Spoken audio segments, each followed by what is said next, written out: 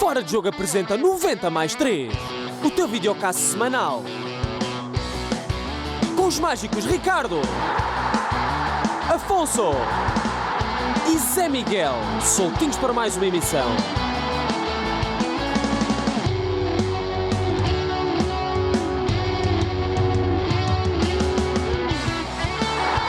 Mais 3. Sejam bem-vindos a mais um episódio do 90 mais 3. Meu nome é Afonso Couto e estou aqui com os mágicos Ricardo Quinteiro e José Rabassa. Hoje temos a honra de ter connosco um colega nosso, podemos chamar nestas andanças dos podcasts e naquilo que é a paixão pelo futebol. Olá aos três. Tomás da Cunha. Olá Afonso. Muito Olá, obrigado. Ao Ricardo e ao José também. Gosto de estar aqui com vocês. Nós, já tínhamos combinado há muito tempo, agora foi possível. Finalmente obrigado. Aqui na terceira temporada e aqui bem recebido aqui na bola. Sempre, muito obrigado. É isso, para nós é uma honra obviamente estar contigo, que julgo que nesta nova geração do comentário em Portugal pode ser considerado o nosso João Neves. Olha, não rejeito a comparação. Não rejeitas a comparação. Obrigado. Também, e portanto, antes de começar, o Ricardo faz sempre uma pequena apresentação do convidado que espero que gostes. Tomás da Cunha, natural de Mafra, jogou no Clube da Terra, o Clube Desportivo de Mafra, dos 5 aos 15 anos, e o gosto pelo futebol é intrínseco desde que se lembra. Não só o prazer por jogar, mas também o de analisar o jogo. Tanto que aos fins de semana, com 6, 7 anos, saía dos seus jogos no clube e corria para casa para poder assistir aos jogos da Premier League. Mais tarde, licenciou-se em jornalismo pela Escola Superior de Comunicação Social de Lisboa, curso esse que o Tomás diz que tirou por entender que seria o caminho mais acertado para chegar ao futebol. Em termos profissionais, iniciou o seu percurso no Visão de Mercado, em 2010, e de lá para cá nunca mais parou. Passou pelo Bola na Rede, que foi uma grande escola para o Tomás, onde teve, por exemplo, a oportunidade de fazer as suas primeiras conferências de imprensa.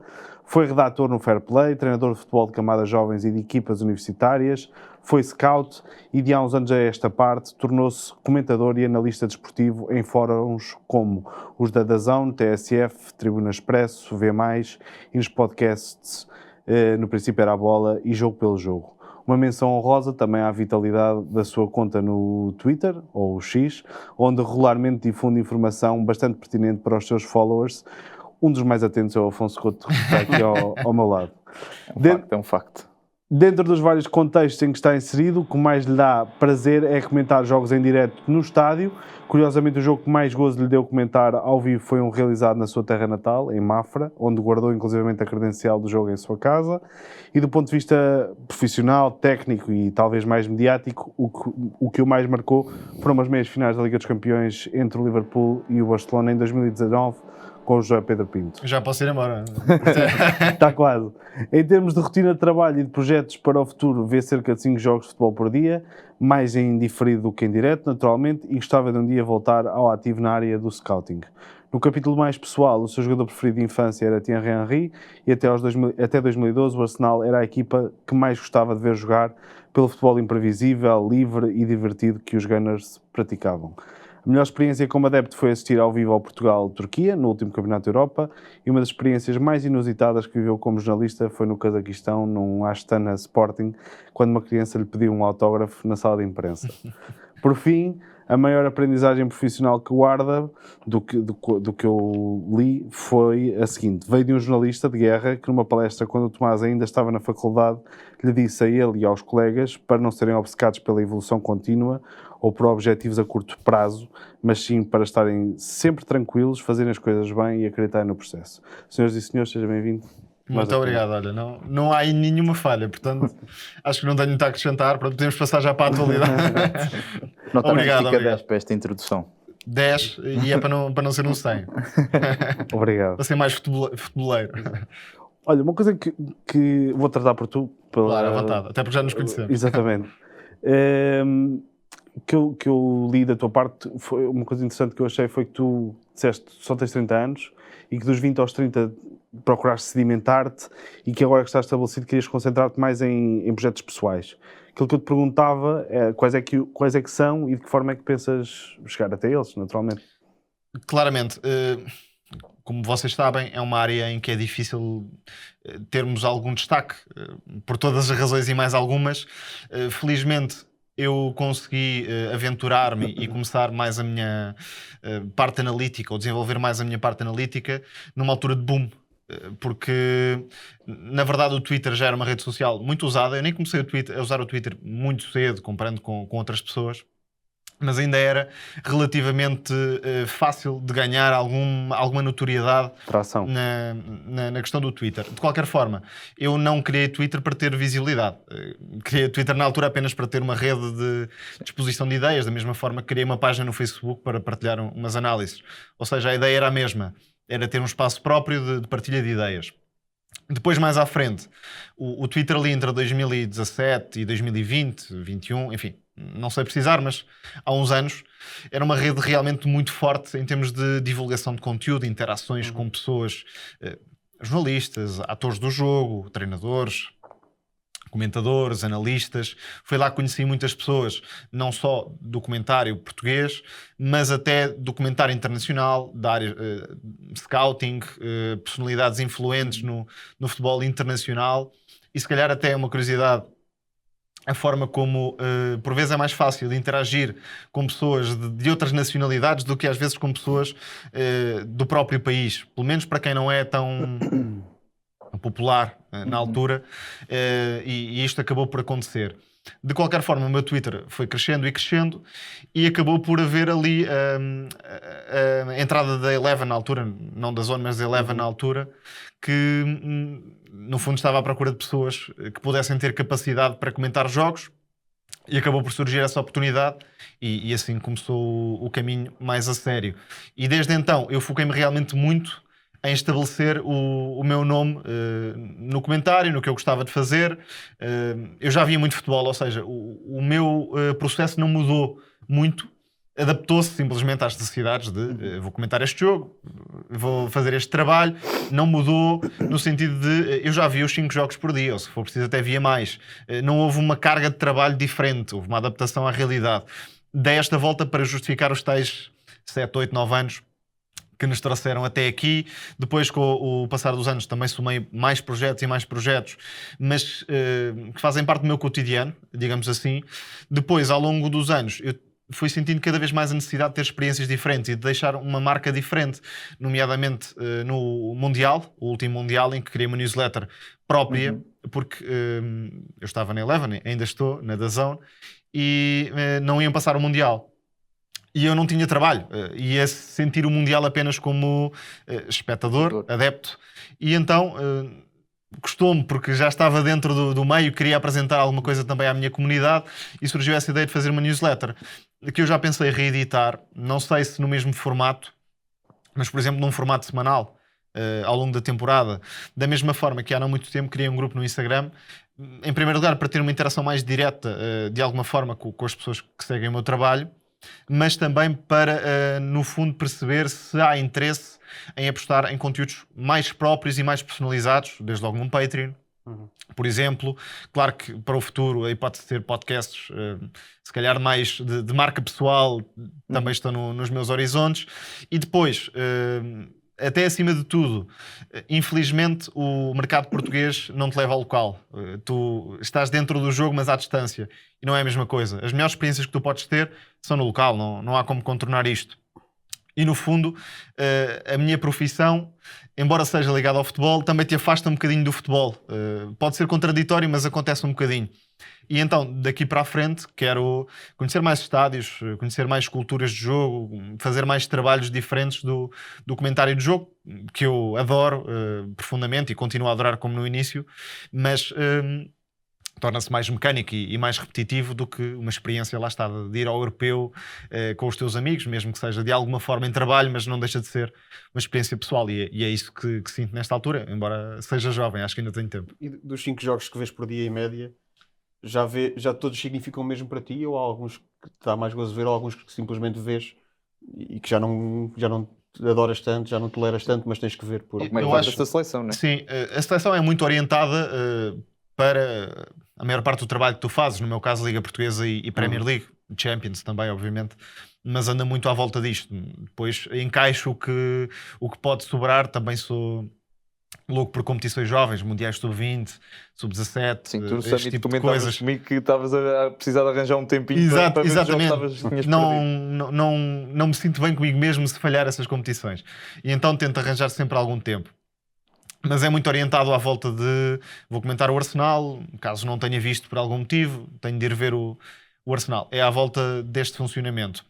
Depois faço alguma tentativa de ganhar tempo com ferramentas de scouting ou de antecipar cenários, por exemplo, sei lá, daqui a 3 semanas, por exemplo, vamos colocar o Sporting Clube Bruges, que é agora na próxima semana. Eu já sei há algum tempo que vou comentar. Tento acelerar o processo e ir buscar algumas coisas para quando chegar à altura já estar um bocadinho mais folgado. Pronto, encontras... Familiarizado também com a Sim, equipe. vais à procura de soluções que te possam dar tempo. No fundo é esta a ideia. Em relação aos jogos e ao prazer dos jogos, eu acho que... Porque disseste que agora é mais mecânico, portanto isso pode afetar também o teu prazer a ver eu o sinto jogo. isso. Vou se calhar exagerar, não é uma opinião muito clara e rigorosa, mas se calhar em 50 jogos que vês num mês, há para aí 2 que te dão um verdadeiro prazer. Não sei se estou a falar por mim ou se inclui nisso. Claro que eu gosto de ver futebol. Agora, estar mesmo a vibrar com um jogo não é assim tão comum. Porque a veres o Arsenal West Ham, eu sinto-me bem a ver o jogo, não estou a dizer o contrário, mas bem jogado este jogo. Trouxe-me algo de novo, deixou-me uma memória. Não é fácil hoje em dia. Talvez por já estar muito na perspectiva racional, também essa questão da homogeneidade e da aproximação cultural que vamos vendo. Mas é isso. Não é muito fácil hoje em dia tu entrares num modo de cápsula de emoção que tinhas, se calhar, quando eras mais jovem, porque, por um lado, não se compreende tão bem o jogo, de alguma forma. E por outro, porque tudo é novidade, estás sempre a ver coisas novas, não tinhas o mesmo acesso aos jogos. Para mim, ver a Premier League há jogos que, mais uma vez, exagerando um bocadinho, eu já sei de cor, já sei o que é que vai acontecer, como é que as equipas se vão apresentar, não há um lado de surpresa tão grande. Sobretudo a partir de certa altura da época. Acredito que no início das temporadas seja sempre mais um fator Mas surpresa. achas que se deve também ao facto do futebol ser muito mais padronizado do que era antes? Haver muito menos fantasia Eu do que acho havia que antes? sim, acho que sim. Ou seja, ver o City é o mesmo City quase todos os jogos, não é? Aquilo é sempre Sim, igual. esse é um não dos fatores. Por exemplo, o Mundial 2006 é o meu favorito. Sim. E eu já vi o Mundial depois, mas eu nem me lembro bem dos jogos às vezes. Eu sei que em campo estava o Ronaldo, o Ronaldinho, o Kaká, estava o Beckham, estava o Zidane, estava o Henry, estava o Figo, estava o Ronaldo, estava o Messi, estava o Riquelme. Ou seja, há aqui uma constelação que nós hoje em dia não encontramos. Não estou a dizer que os jogadores são maus, pelo contrário. Não tem a ver com ser bom ou ser mau, tem a ver com um nível de carisma e de personalidade que é mais difícil de encontrar hoje em dia.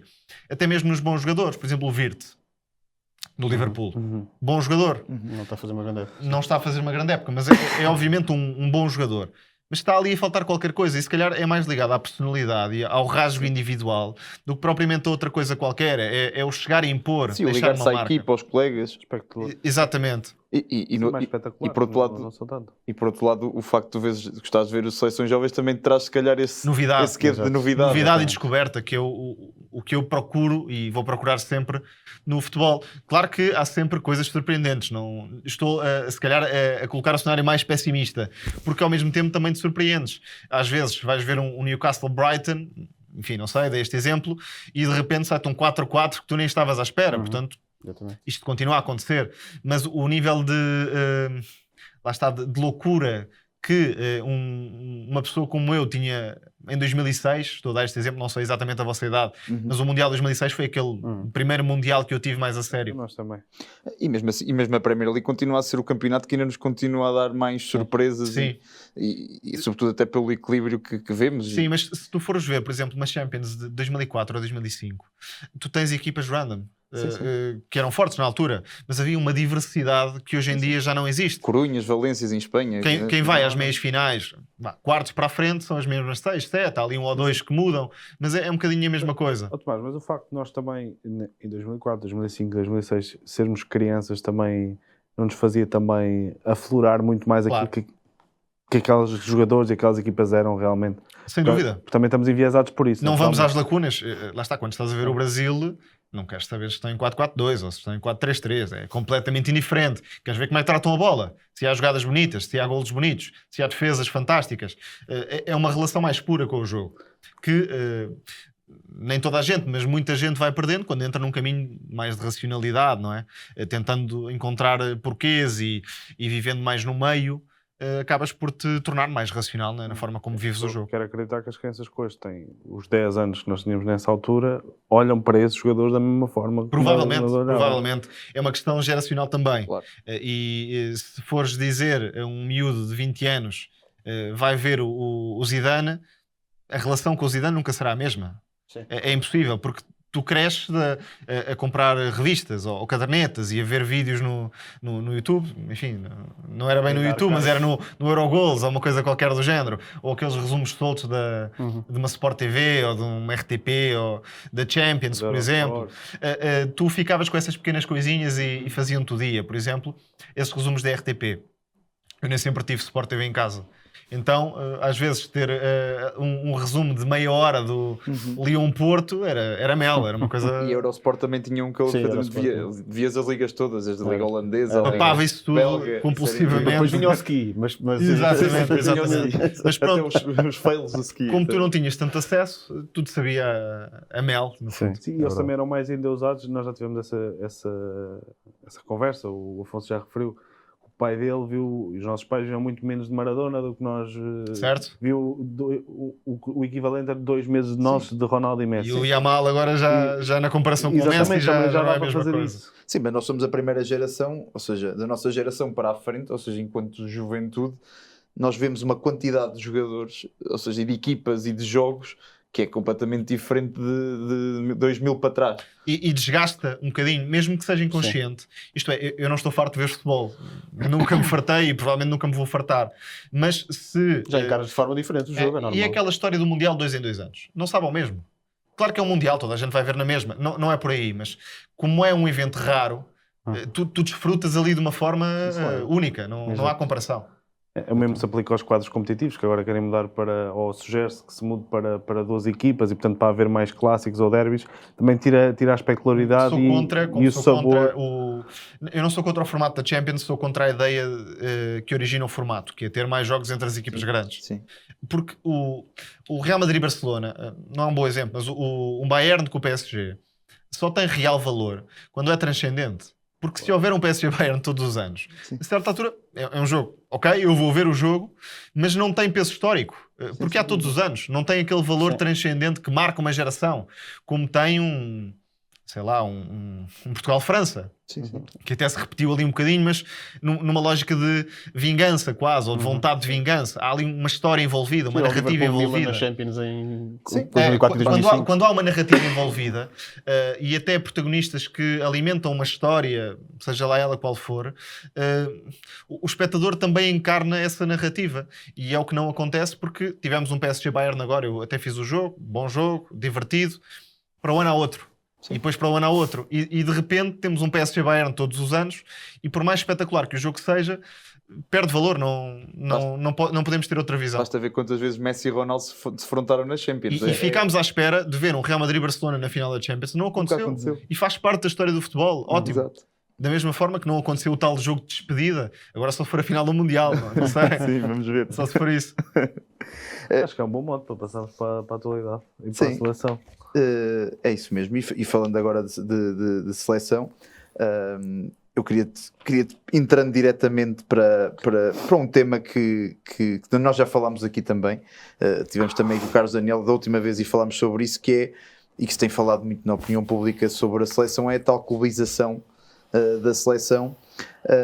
Mas eu queria olhar para isto de uma forma que é, efetivamente, Roberto Martínez tem fechado o grupo, mas por outro lado, e quando se fala em fechar o grupo, pensa-se que a sua intenção fosse cimentar uma dinâmica, cimentar um modelo de jogo, mas a verdade é que os problemas da seleção são os mesmos de há 2 ou 3 anos atrás. Continuamos a ver uma seleção que tem dificuldade na transição defensiva, e vemos os golos que sofremos, são quase todos a bola parada, transição defensiva deficitária.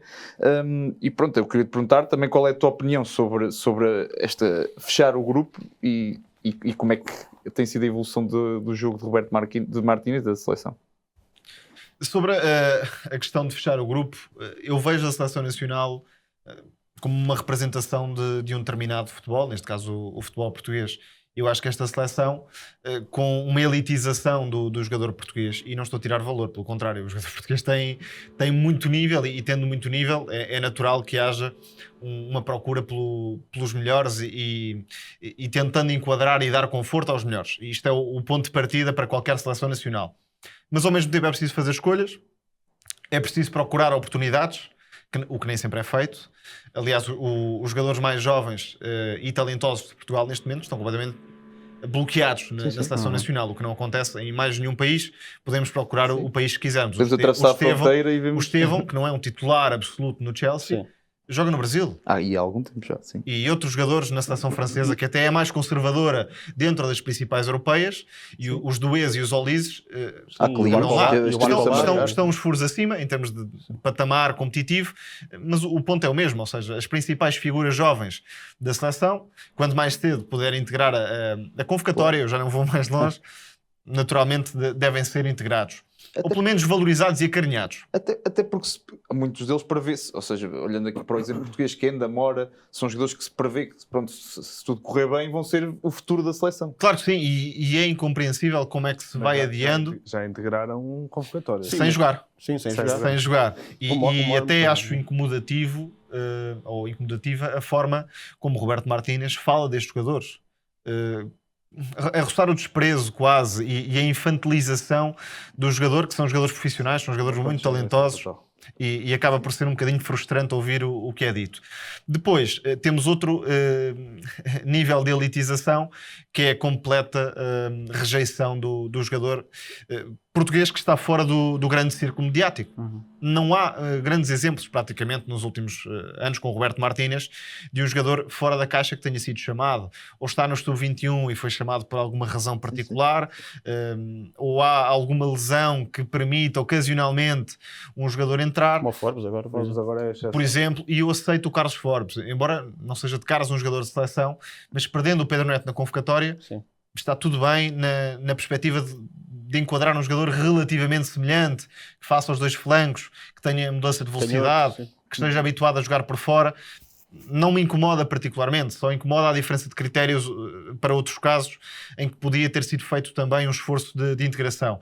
Mas, continuando o raciocínio, há uma completa rejeição do campeonato português, mesmo naquelas listas fictícias que o selecionador faz. A maior parte dos jogadores atua fora, ou até vemos alguns nomes claramente a atirar para o futuro longínquo. Isso é bom, eu até pedia para trazer essa... O Diego Rodrigues já foi mencionado. Se é talentoso, obviamente, muito talentoso, acho que vai ter uma grande carreira. Se merece ir à seleção nacional, não me parece que seja um nome a ponderar nesta altura. E há jogadores de grande mérito no futebol português que não têm minimamente hipótese de chegar à seleção nacional, nem que seja numa convocatória, para ganhar algum elan, para criar um laço com o adepto português, para criar uma certa representatividade, para valorizar o campeonato. Há muitos motivos. Depois, obviamente, e falei agora no mês passado sobre o Luís Esteves. Obviamente, o Luís Esteves não tem o nível do Vitinha e do João Neves e do Bruno Fernandes, isto é claro para toda a gente. Mas estava a ser um dos destaques da Liga. Podia, na última convocatória, em função do momento que atravessava, em função da valorização do Gil Vicente, que é um clube que não está habituado a andar nos lugares que ocupa, ter uma mísera oportunidade. Eu já não vou muito longe. E até porque houve algumas lesões, o Pote lesionou-se. É nesse sentido. E até poderia não jogar. Eu fui buscar isso tudo. Eu fui buscar vários. Não sei se podes pôr, para nós recordarmos. Lembro-me daquela em agosto: Ricardo Mangas, Nazinho, Diego Rodrigues, João Mário, Alberto Costa. Depois André Silva, Paulinho, Félix Correia, Tiago Santos. E depois quantos é que são chamados efetivamente? Nunca é isso. São chamados efetivamente. E eu tenho mais, continuarmos. Mas sentes que é uma seleção e um selecionador de estatutos e de completamente. Currículos. E atenção, é preciso perceber que qualquer seleção tem 17 ou 18 jogadores que são universais, isto é, vão estar sempre. Exceto quando estão lesionados. Não é isto que se está a discutir. O que se está a discutir são os outros 6 ou 7 lugares que sobram. Sim. E que aí sim pode haver mais rotação, até para procurar a valorização do jogador jovem, do jogador que está num grande momento de forma. Isso não é feito. Depois, mesmo dentro da própria convocatória, há esse caminho. os 11 de Roberto Martínez normalmente são um puzzle de valorização dos principais jogadores, ou de enquadramento dos principais jogadores. E depois temos Bernardo Silva a jogar à direita, quando claramente já não é um jogador muito habilitado para aquela função do campo. Tivemos o João Neves a jogar a lateral, certo, já jogou lá ocasionalmente no PSG e pode até fazê-lo, mas não é a melhor versão do jogador.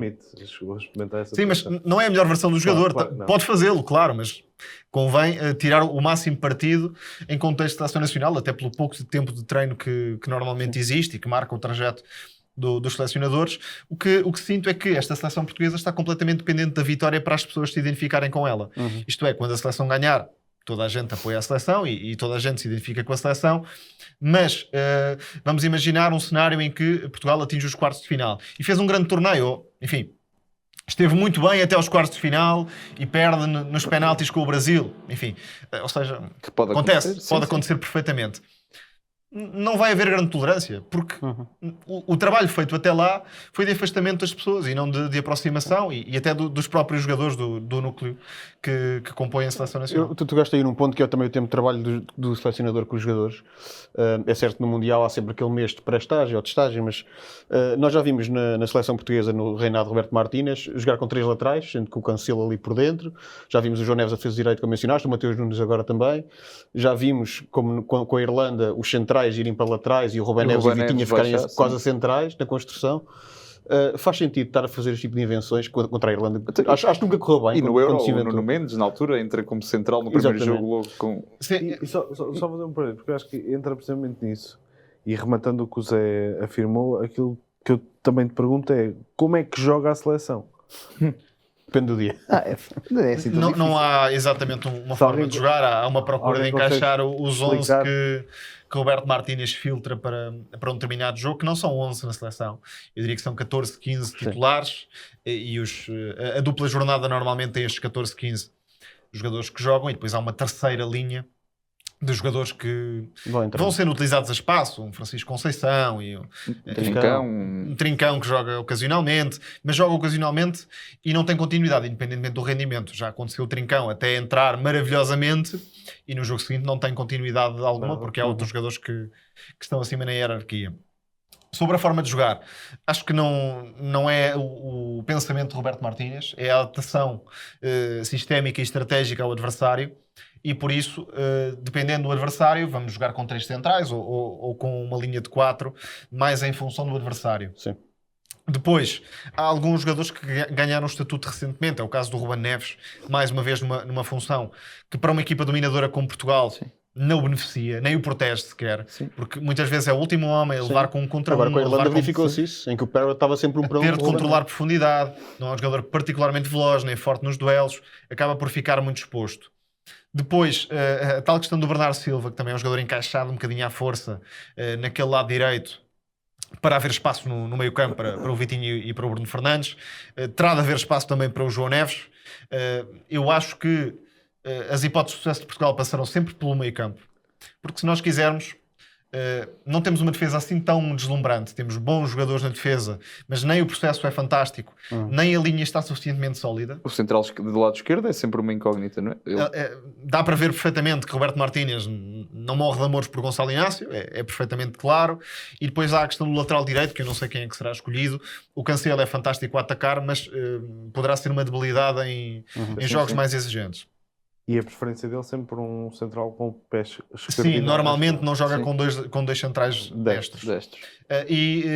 No ataque, mais uma vez temos bons jogadores, mas não temos a certeza de que aquilo vai funcionar.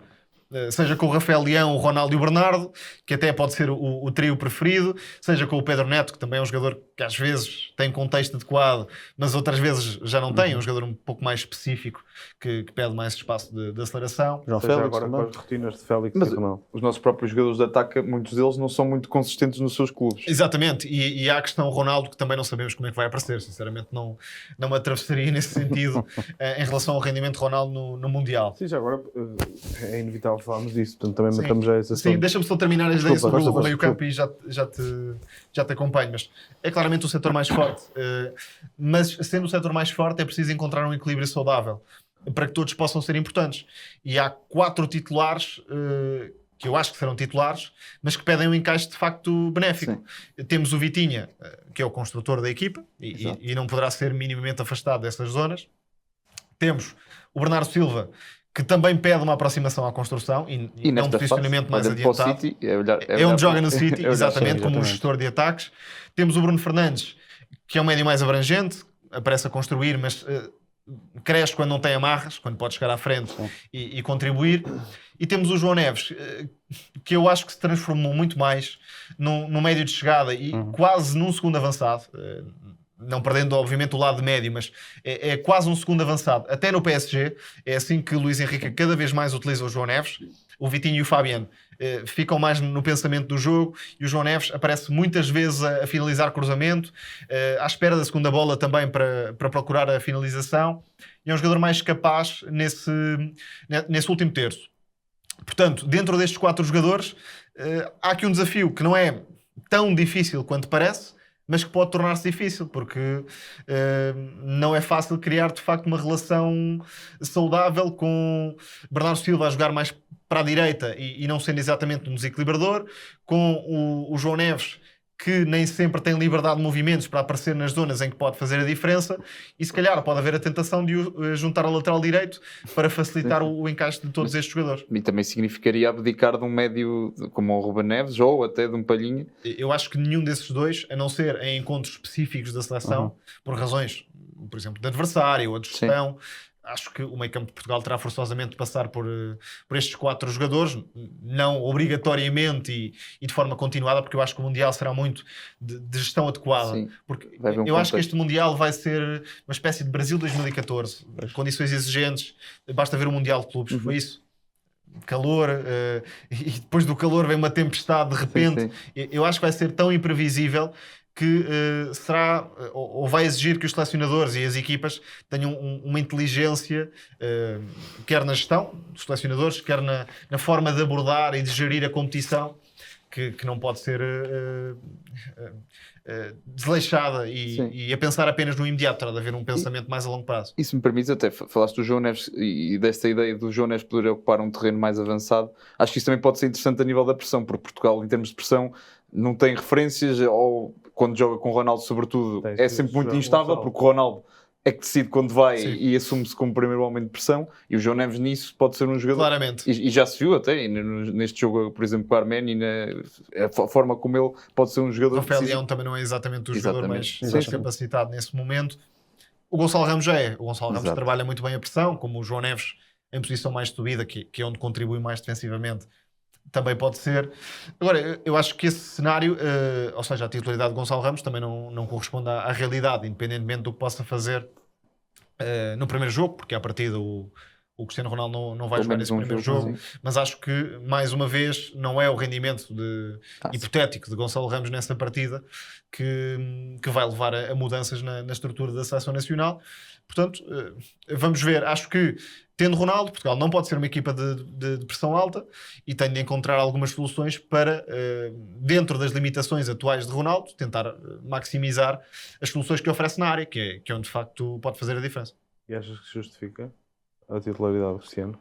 Acho que não se justifica a titularidade, pelo menos não se justifica a titularidade nestes moldes. Isto é uma titularidade inquestionável. Aliás, o Fernando Santos, bem ou mal, depois podemos discutir isso, mas bem ou mal abriu um caminho que era desconhecido e que se justificou na altura. Aliás, 6-1 à Suíça. pelo menos no imediato, aquela aposta acabou por lhe sair muito bem e até se notou que a seleção desfrutou. E muitas vezes essa vitória é desvalorizada, mas a Suíça está longe de ser uma seleção qualquer no panorama europeu. Aliás, tem feito normalmente boas campanhas.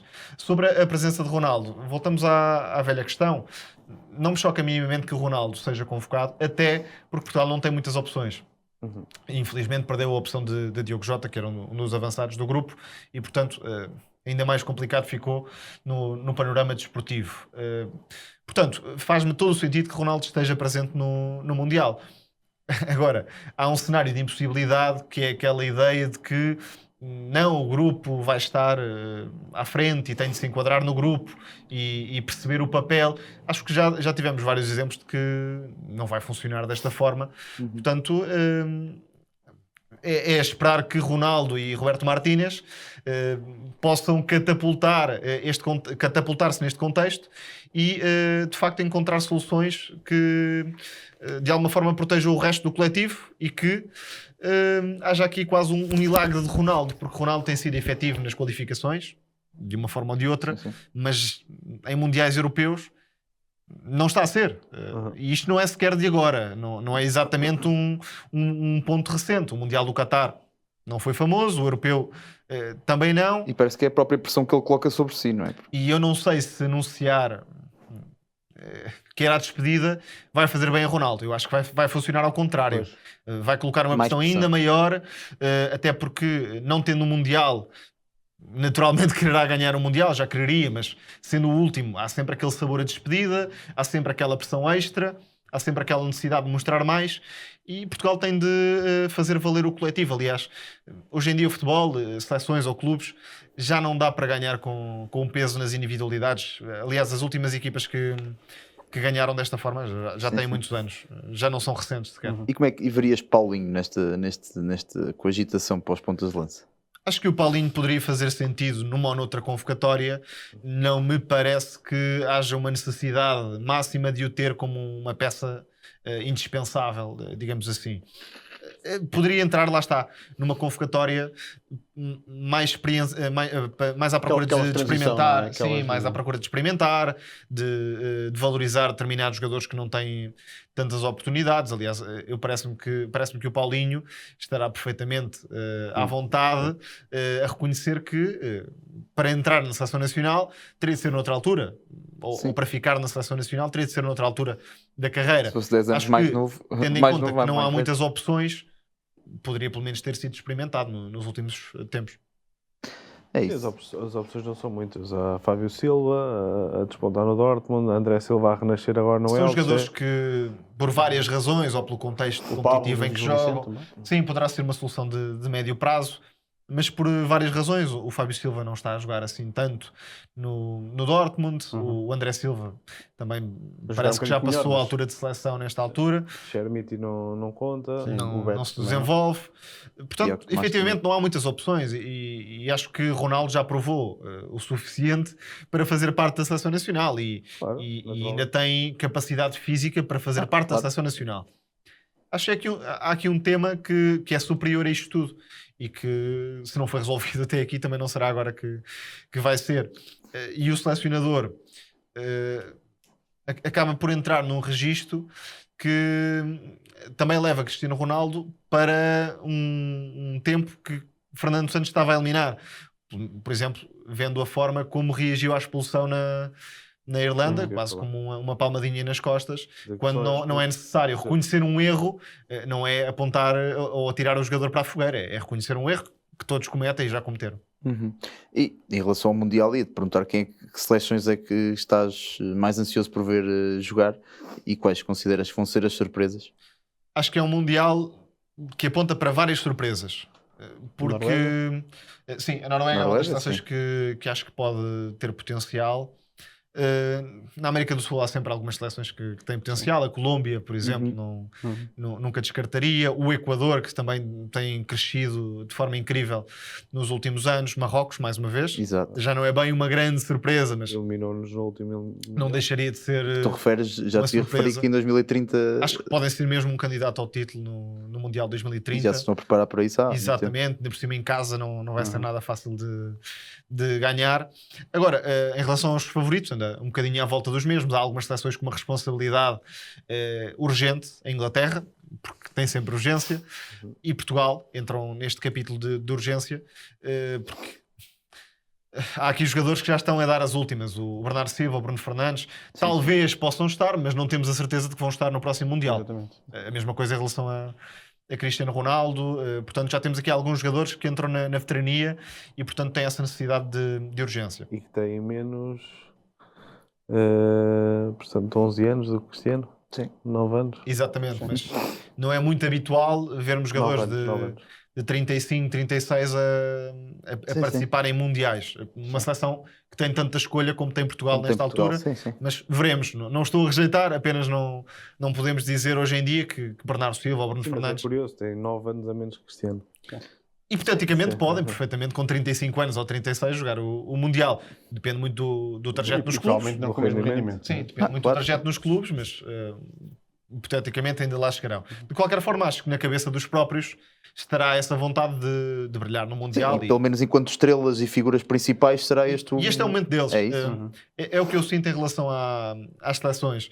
Este é o vosso tempo, ou, neste caso dos líderes da geração, é o vosso tempo, serão julgados por aquilo que fizerem de bem e fizerem de mal. Depois, na próxima geração, serão os Moras e os Kendas e ainda o João Neves e ainda o Vitinha que Sim. terão o seu tempo e aí também serão julgados pelo que fizerem. Depois, há seleções com menos responsabilidade, mas também candidatas à Argentina e a Espanha, que venceram competições recentemente Claro. e jogam muito futebol, mas não são necessariamente equipas que vão ao inferno se não conseguirem vencer a competição. Acho que estão entre as principais favoritas, mais uma vez. Depois há várias incógnitas. A Alemanha, porque se nós olharmos para o 11 da Alemanha, está lá o Kimmich, está lá o Wirtz, está lá o Musiala, agora não está, mas poderá estar. Está lá o Pavlovic, que é um médio fantástico que está a aparecer. Sim, mas O o banco, Voltemade. mas o Não banco- tem a mesma riqueza. O Exatamente. Voltemade é um ponta de lança dos melhores que temos visto esta temporada, portanto entra como incógnita porque os jogadores eles têm. Não têm a riqueza de outros tempos, mas é uma seleção que tem algum nível para ir longe. E ainda como incógnita, o Brasil. Porque É sempre uma Que é um incógnita. crónico. treinador tem, equipa tem, embora muito abaixo Sim. das gerações que Com estávamos a menos falar há soluções, pouco. Sim. Há também ali o tema Neymar, que me parece impossível nesta altura, sinceramente. Mas que é muito debatido no Brasil. Muito debatido. Pessoalmente, porque fui fã de Neymar, agora já não há muito para ser fã, mas fui fã de Neymar, gostaria de ver uma presença no Mundial. Acho que até lhe ficaria bem para pelo menos dar outra cor à carreira, mas sinceramente acho muito difícil pelo que temos visto no Santos que consiga fazer esse trajeto em 6 meses para ir ao Mundial. Depois, ainda como incógnita, eu coloco a França porque não tem um funcionamento coletivo ao nível de outras seleções, como a Espanha ou a Argentina. Tem um conjunto de grandes jogadores que não sabemos bem o que é que vai dar, porque a França historicamente alterna entre grandes defeitos e até participações a roçar o medíocre. Sim, discreto. E portanto não sei exatamente o que esperar da França. Será por aqui. Acho que num top 5, claramente Argentina, Espanha, Inglaterra e Portugal. Depois há várias seleções que têm potencial para... Aliás, no top 5 faltam-me a França também, apesar das dúvidas que coloquei, porque tem Mbappé, tem uma série de jogadores com um talento Muitas fenomenal. Depois há seleções que têm, obviamente, potencial de vencedores, como o Brasil e a Alemanha, mas que não colocaria numa primeira linha. E uma Itália que nem sabe se Nem sabe se vai. Nem se sabe se vai. É incrível. Também acho que o Mundial sem Itália não é bem a mesma coisa. E não era a primeira vez. Não era a primeira vez, aliás, tem Sim, acontecido. mas se o Brasil está muito longe das Tem acontecido gerações várias anteriores, vezes. a Itália então está a milhas das gerações anteriores. que tínhamos. Impressionante. De qualquer forma, tem bons jogadores e Sim, teria sim. jogadores para ir ao Mundial. É um caso muito estranho. Agora acho que encerramos as seleções, vamos falar um bocadinho de Premier League.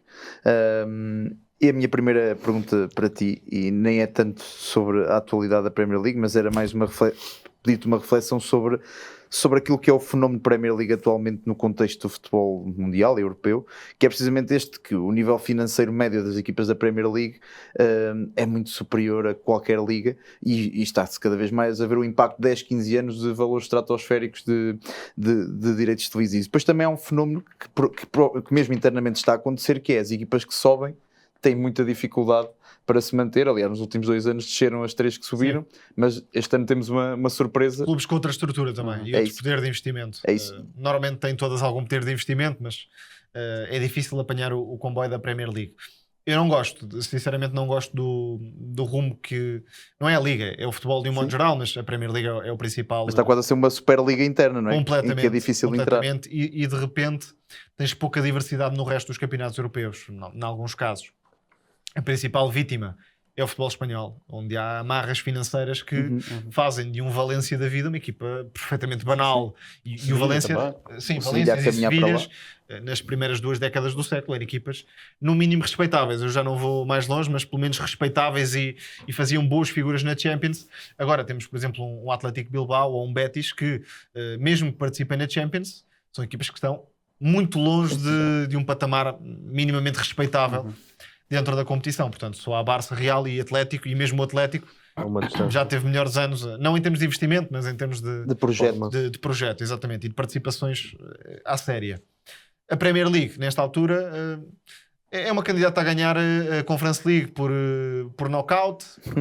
Qualquer equipa que lá vá parar tem todo o potencial de vencedor.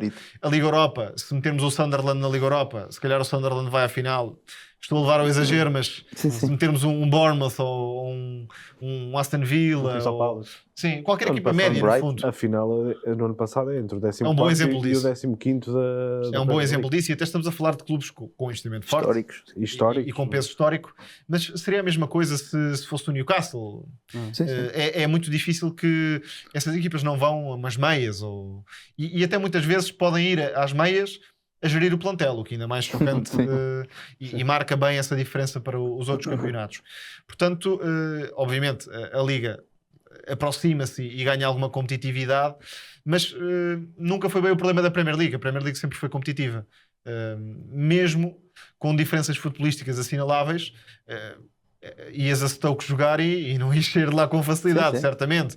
Ou ias ao Bolton ou ao Blackburn ou onde quer que fosse, isto falando noutras alturas, e era muito difícil o jogo, e não era necessariamente porque os outros plantéis eram fantásticos.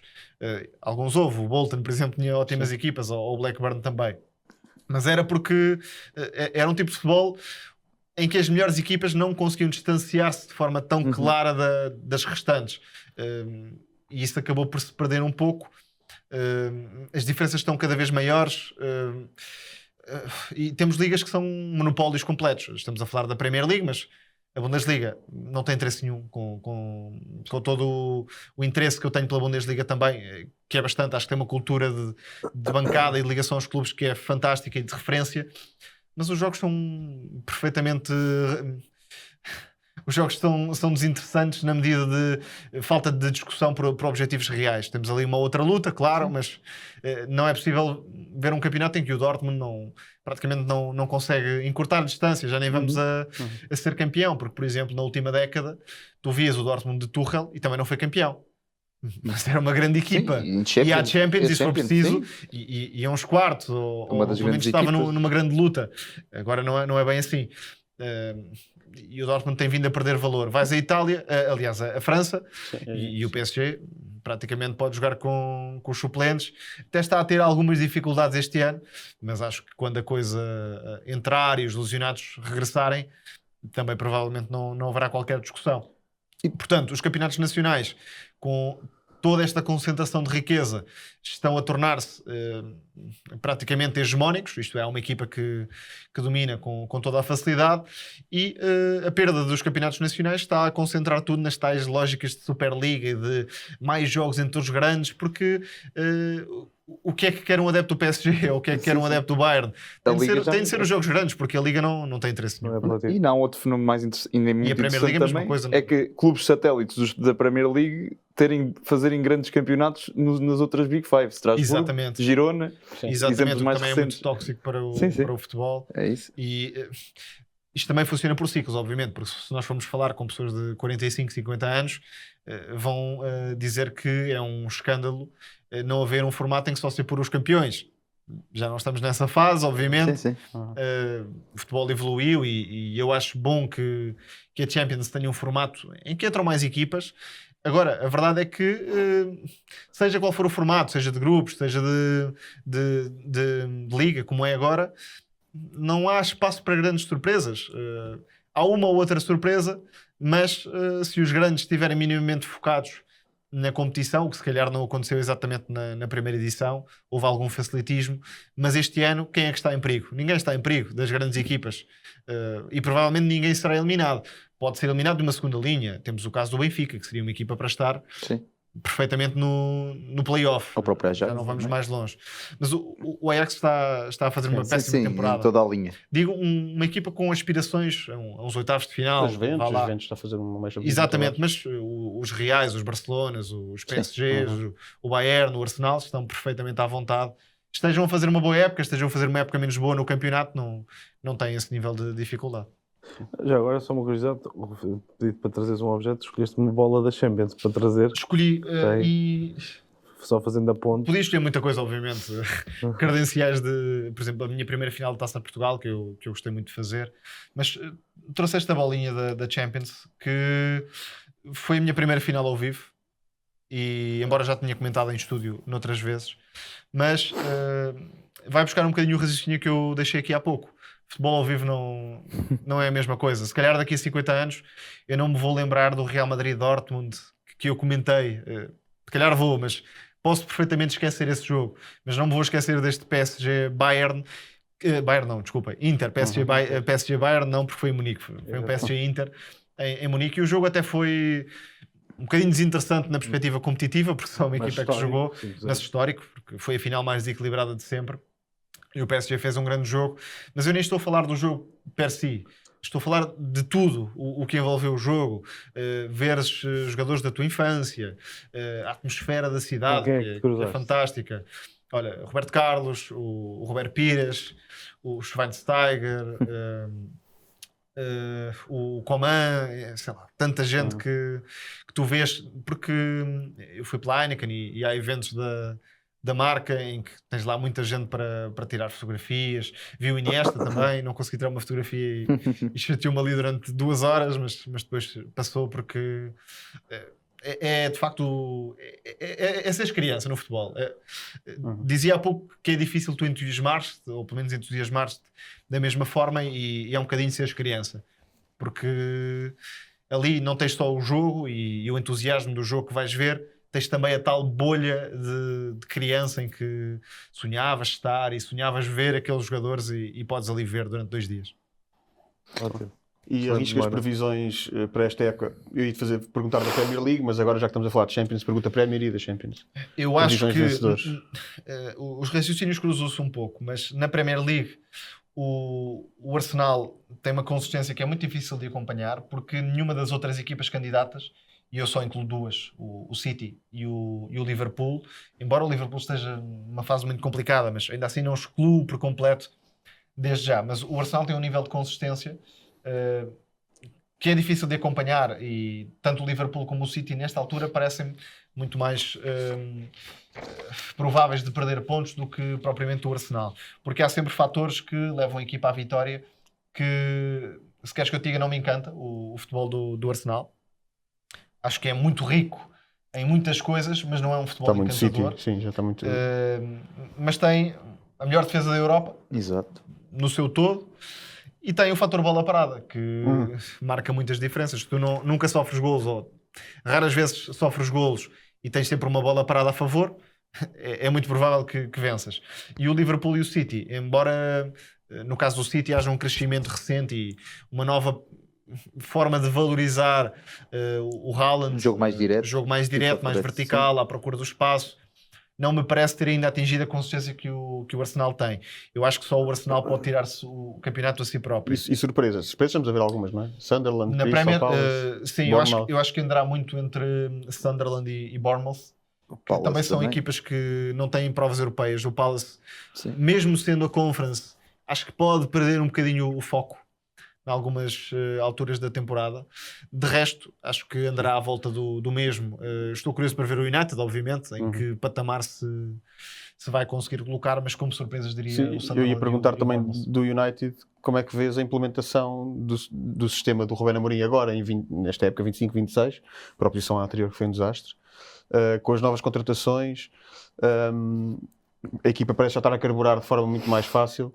É das equipas com mais expected goals da Premier League e da Europa, desde logo. Como é que está melhor? Como é que o processo está a evoluir? Acho que há 2 fatores que explicam o crescimento, e claro que a equipa está melhor. A qualidade dos jogadores, A qualidade dos jogadores que entraram. No ataque. Faltariam alguns reforços ainda, mas enfim, obviamente não pode ser tudo feito na mesma janela de mercado. O guarda-redes bem escolhido, transmite alguma serenidade à equipa, tem salto potencial de crescimento, Exato. pode tornar-se um dos melhores na posição, terá os seus momentos de erros, mas já não é uma casa a arder como aconteceu ultimamente. E depois a questão dos avançados. Sim. Em primeiro lugar, enquadram-se muito bem na forma de jogar de Ruben Amorim. Depois, acho que o Mateus Cunha fazia muita falta, ou um tipo de jogador como o Mateus Cunha, um jogador capaz de jogar por dentro, de segurar a bola, de criar Peça-chave. combinações. Polivalente, pode jogar à frente, pode jogar Sim, naquele extremo. Um jogador que no Sporting primeiro foi Paulinho e depois foi um Pedro Gonçalves, capaz de dar alguma pausa, mas também de definir e de somar gols e de assistências. E um Bomo, que é um complemento porque é um jogador mais vertical, mais agressivo, que entra muito em zonas de finalização. Aquela relação com o Diallo também É boa, sim. é interessante para a equipa. E depois o outro fator é a forma como o Ruben Amorim já conhece bem o plantel. Isto é, um jogo em que espera defender mais baixo, vai com o Maguire e se calhar com um ataque mais móvel. Um jogo em que espera dominar ou procura dominar, já vai se calhar com o Euro e mete o Sesco, que também não é um avançado feito. Eu acho que quem esperou que fosse um Sim, avançado ainda feito precisa para de fazer trabalho. 25 golos não é o Sesco, garantidamente. É um avançado que tem algumas condições para no futuro dar algo ao United. Acho que esta época terá altos e baixos. Sim. Tecnicamente não é um jogador deslumbrante. Agora que o Tottenham podia ter segurado a vitória. Exatamente, teve um falhanço até difícil de entender, mas com as soluções existentes e até a subida de alguns jogadores, por exemplo o Bruno Fernandes e o Casemiro, estão a atravessar a melhor fase desde que o Ruben Amorim chegou. Não deixe de ter algumas dúvidas em relação ao patamar em que esta equipa vai terminar, porque tendo melhorado, tanto pode ser de nono lugar como pode ser de quinto. Mais do que isso já me parece complicado. Sim. Mas até Quinto, tem dado, quarto. tem dado Sim, muito sim. bons sinais em jogos grandes, não é? Temos São os jogos em que a equipa se sente mais à vontade. Depois, é difícil ainda manter o rendimento dentro dos jogos também. Sim. Isto é, quando a equipa se apanha a ganhar, sofre um pouco para guardar as vantagens, tem ainda muitos problemas nos cruzamentos e Jogo aéreo. e no Sim. jogo aéreo, bola parada, de um modo geral. Portanto, há aqui aspectos que podem ser melhorados. De Achas qualquer forma, já é uma equipa competente no mínimo. E no ano passado, Mais evoluída. nem sim, isso de facto. Que é um bocado o contrário do Arsenal, não é? Que é o Arsenal já 4 centrais, 2 médios defensivos. o Arsenal é uma um caso- máquina. É uma máquina. É uma equipa com poucas falhas.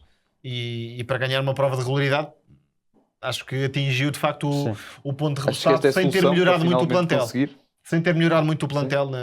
Mentira, não é o plantel. Sem ter melhorado muito o 11, era isto que eu queria dizer, porque o plantel ganhou de facto profundidade. Aliás, o Gyökeres, independentemente de considerarmos que está a fazer uma boa época ou não, acho que já teve bons jogos, mas a maior parte deles não foram à medida de Gyökeres e há alguma incompatibilidade, vá lá, entre o estilo do Arsenal e as características de Gyökeres, e não é por aí que a equipa tem Sim. vindo a ganhar ou perdido. Tem sido decisivo. Mas, por exemplo, o Zubimendi no meio campo acaba por ser uma mais-valia, é um jogador de Ali com o Rice, muita classe. Depois há máquinas de rendimento, o Rice, o Saka, a defesa é fortíssima individualmente também, o Timber é um jogador absolutamente fantástico, os centrais já têm muitos anos disto, até o Raya, que se calhar há 2 anos ninguém meteria no topo.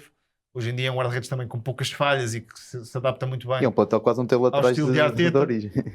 Exatamente, e não precisa porque também É não é Que por aí é a parte mais que Arteta engraçada quer ir. deste Exatamente. Agora, acho que não é uma equipa memorável pelo estilo. Pode ser uma equipa memorável atingindo os resultados e os títulos, porque efetivamente o Arsenal não é campeão há 20 anos e seria sempre histórico. Já agora, também me parece um candidato à Champions. Seria muito difícil, pelo menos não vejo isso acontecer, ganhar as duas coisas, porque pode haver um momento da temporada em que a Arteta, não digo que tem de fazer escolha, mas pode ter de privilegiar uma outra competição.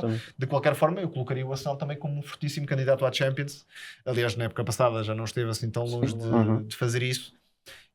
Mas pela consolidação de processos, portanto. Exatamente. Depois há algumas equipas que obviamente estão na corrida. O Bayern tem que estar no top 3 nesta temporada. E depois eu colocaria o Barcelona como um forte candidato, mas é preciso que as grandes figuras estejam num nível completamente transcendental. Falo Sim, do Pedri, do Lamine Yamal, o Rafinha sem lesões, Sim. estes três principalmente, porque se não for isto, o Barça não vai ser campeão da Champions, porque o processo defensivo é o que sabemos. Mantém sempre essa debilidade, não é? Que Sim. tem sido fatal, sobretudo neste O Liverpool, há 2 meses, eu diria que era um Sim, forte e candidato, agora já mete mais dúvida. nível. Sim. E que se mexeu muito bem no mercado. E obviamente não descarto o PSG, embora ganhar 2 vezes a Champions seja Só para o Real Madrid. muito complicado, sim, muito complicado. Bem, vamos dar uma voltinha a Portugal agora. É isso. Força. Queres arrancar com o quê? Acho que podemos pedir ao Tomás uma apreciação generalizada sobre o momento que vivemos. Deixe-te começar por onde quiseres. Podes atacar.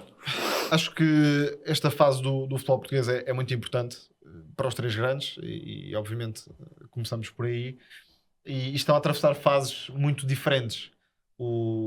E a fase é muito importante porque Champions cada vez mais a apertar e com um peso essencial, centralização para os próximos tempos, era disto que falava, e portanto o posicionamento é decisivo. Com este hiato de 2 anos para decidir.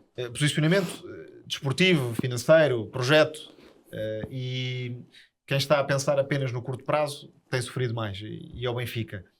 O Sporting já está num processo Consolida. mais à frente, sobreviveu ao terremoto da saída de Ruben Amorim e nem sequer sofreu muito com a perda de Gyökeres, o que é, quanto a mim, a decisão estrutural da temporada, a forma como sai de Gyökeres para Suárez e Ioannidis, que individualmente não têm o mesmo peso, mas que se dividem e que dão perfeitas garantias na Liga Portuguesa e até têm trazido mais valias, por exemplo, no caso do Suárez, que tem jogado mais, na forma como o Pedro Gonçalves e o Trincão estão a ser novamente grandes protagonistas da equipa do Sporting. E acho que o Rui Borges tem como principal mérito o facto de, com algumas alterações, não ter mexido nas referências coletivas do Sporting, porque o próprio Rui Borges diz isto muitas vezes. Tu vais ver, o Yulman tem uma função relativamente semelhante. O Pote e o Trincão têm funções relativamente semelhantes. A base da equipa está confortável e na mesma linha de pensamento. Portanto, com as mudanças que foram muito abordadas ao longo daquela silly season e ali nos primeiros tempos, não há efetivamente um Sporting radicalmente diferente do de Ruben Amorim no que mais importa, que é a função dos jogadores e o enquadramento no modelo. Mas surpreende, ou seja, este Sporting 25-26 surpreende-me de alguma forma, porque obviamente uma equipa que trocou de treinador e um treinador que estava num ponto rebuçado que com poucas vezes se viu o Sporting, do que vimos de Rui Borges na época passada, que foi a tremer muito até ao fim. Sim, e pegou nas tropas e tentou manter ali aquilo um bocadinho. Exatamente, foi um campeonato de sofrimento autêntico para o Sporting, mais do que mérito de jogo, foi um campeonato de resistência. Aliás, a vitória com o Gil Vicente, que é a principal do trajeto, diz tudo. Um jogo que o Sporting praticamente não criou nada e consegue chegar aos golos de uma forma muito sofrida e até com heróis improváveis. Dizia, surpreende-me em parte por estas razões. Treinador que não tinha muitas provas dadas em contexto de Sporting, não estou a falar do resto, e a forma como o Sporting perde Gyökeres e a partir daí tinha sempre decisões para fazer que iriam marcar o futuro da equipa.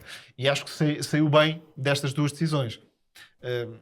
O Sporting continua a produzir muito ofensivamente, não me parece uma equipa muito consistente a defender, mas também não é o essencial numa liga como a portuguesa, e acima de tudo não me surpreende porque o Sporting encontrou o que o Benfica teve, por exemplo, no Tetra, referências sólidas de liga portuguesa que não têm necessariamente futebol para equipas de topo, mas que em Portugal são óbvias máquinas de rendimento e que vão aproximar sempre a equipa do título. Se vai dar para título, não sabemos, mas que vai dar para lutar pelo título, isso é garantido.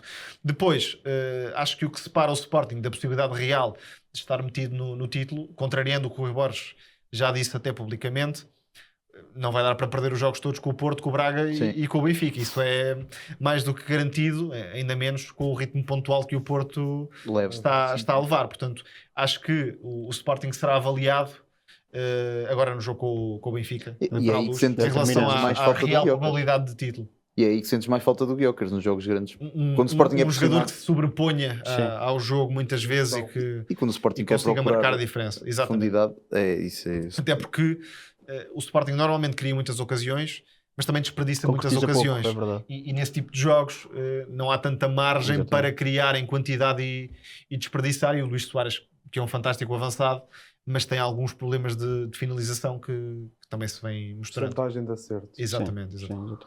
Quem é que achas que é o melhor parceiro para Yulman? Não sei o que se passa com o Morita. Sim. Provavelmente será algo pessoal até e, portanto, Já não referiu entraremos que nesse é campo. psicológico. Portanto. Não entraremos nesse campo. Eu acho que o Košarashvili é um jogador que traz muito risco ao futebol do Sporting, mas que ainda não se enquadrou em termos de conforto para decidir os momentos de risco. É um jogador que tem muita qualidade de passe, Acelerou quer tudo. entre linhas, quer nas variações, mas também meteu a equipa num patamar de algum perigo quando jogou. Sim, até porque é muito impetuoso, leva muitos amarelos, arrisca Exatamente, demasiado é na falta. Sim. um jogador mais impulsivo Sim. e que... Planeia Mas pouco, tem características interessantes, porque ele tem muita chegada à área, até basta ver na Sem seleção dúvida, da e Geórgia, eu acho que a forma- melhor versão de Košarashvili poderia ter mais abrangência também. Esteve muito amarrado quando jogou, ou na maior parte dos jogos esteve muito amarrado, talvez até por conforto próprio, isto é, não arriscar tanto em determinados posicionamentos, em determinados movimentos, mas nunca pareceu demasiado à vontade como titular.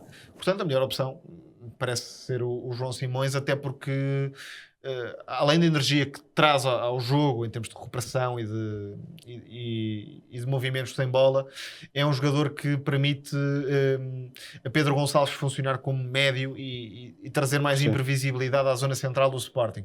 No fundo, sendo o sexto elemento do ataque, o Rui Borges também já explicou isso, creio, em conferência, e de facto é isso. O que o Morita dava em tempos, no sistema de Ruben Amorim, muita proximidade às zonas de último terço, em ruptura, também libertando o Pedro Gonçalves, exatamente, e o João Simões é um bocadinho isso. É um jogador que traz essa aproximação e que se complementa com o Yulman, que é um médio mais posicional. Esta altura acho que leva vantagem. Não sei se a lesão que teve ou que está a ter é pesada ou não, creio que não. Portanto, não, penso que não. Em contraponto, o Benfica veio de um período eleitoral longuíssimo, quase meio ano. Mediático. Em termos mediáticos também estrondoso, desvirtuando um bocadinho daquilo que é o foco do futebol. É inevitável falar de Mourinho, que aparece e que muda o quadro, pelo menos, acredito eu, das eleições e da forma como o Benfica estava a ser visto. Ainda que materialmente, a meu ver, não tenha mudado muita coisa no que o futebol concerne.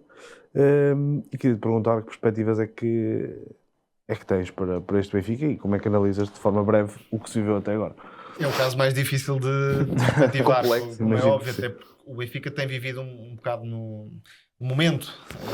É o clube claramente menos projetado para o futuro dos três. Não se sabe como é que o Benfica vai estar daqui a um ano, se é com Mourinho, se é sem Mourinho, que jogadores ainda vão estar no plantel. Não há forma de prevermos isto. O que acho é que Rui Costa é um presidente muitas vezes com boas ideias, mas maus timings. Isto é, o caso Roger Schmidt, talvez seja o mais interessante de analisar do último mandato. O Roger Schmidt é um treinador interessante, com defeitos, nomeadamente na procura por se adaptar aos adversários, mas efetivamente o Benfica de Schmidt era uma equipa com estilo marcado e que, até certa altura, tendo referências individuais que elevavam o modelo, conseguiu ser uma equipa muito forte. Um Grimaldo, um Enzo Fernandes, jogadores que claramente marcavam a diferença. E aí vamos imaginar o Benfica atual, o plantel atual, com algumas nuances para o de Schmidt. Sudakov, se calhar seria muito bom para um Roger Schmidt, por exemplo, até naquela posição de João Mário, um híbrido entre médio e interior, que aparece muito em zonas de criação.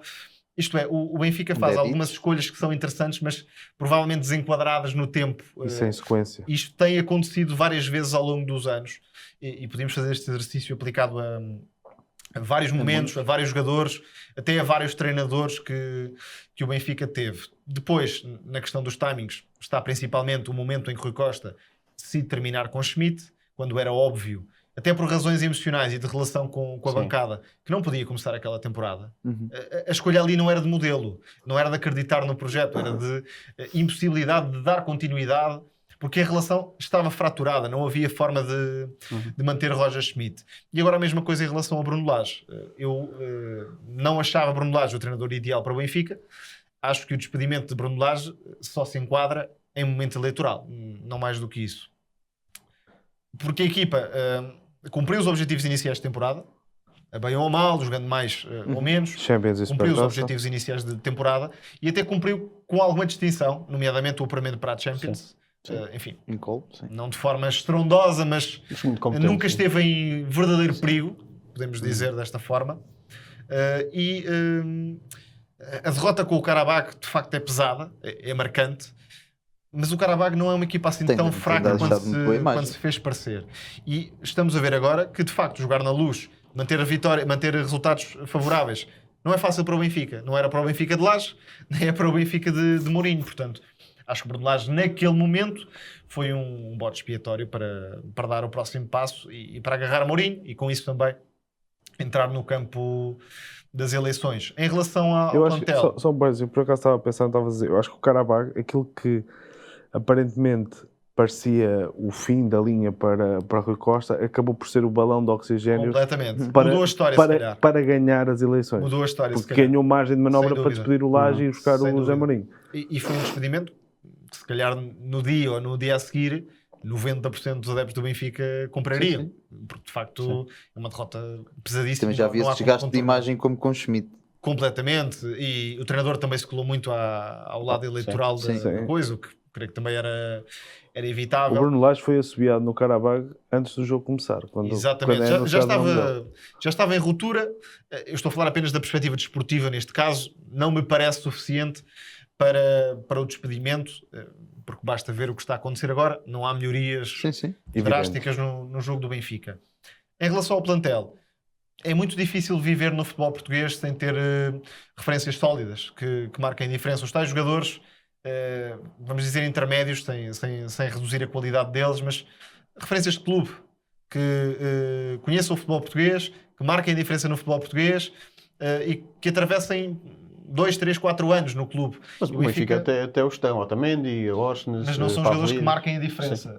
Pizzi e Rafa, pronto, como tinha. Sim, estou a falar mais de jogadores que o Porto teve durante vários anos, que o Benfica teve durante vários anos, que o Sporting tem O do agora. Tetra que estavas a falar é um caso Exatamente. gritante disso. E o Benfica, quem é que vai ganhar o jogo para o Benfica? Não sabes dizer quem é que vai ganhar o próximo jogo para o Benfica. Se a equipa não funcionar, talvez uma iniciativa do Luque Bacchio. O problema é que o Luque Bacchio Definição. mexe muito. Mas é um jogador pouco fiável em termos de concretização. Sim, e de também não produção sendo de muito e gols não dura muito tempo no jogo. E de assistências. Depois, acho que a contratação do Sudakov não se justificava. Não porque o Sudakov seja mau jogador, acho que é um ótimo jogador, mas a função, o que se espera de Sudakov no Benfica é que seja o tal segundo avançado que marca muitos e muitos golos, que deixa últimos passos constantemente. Lá está, é uma espécie de João Félix aplicado a outro jogador, porque quando se contrata Enzo e Rios, o terceiro elemento tem de ser um claro desequilibrador. Sim. E o Sudakov não é esse jogador. Talvez possa aproximar-se com o decorrer da temporada.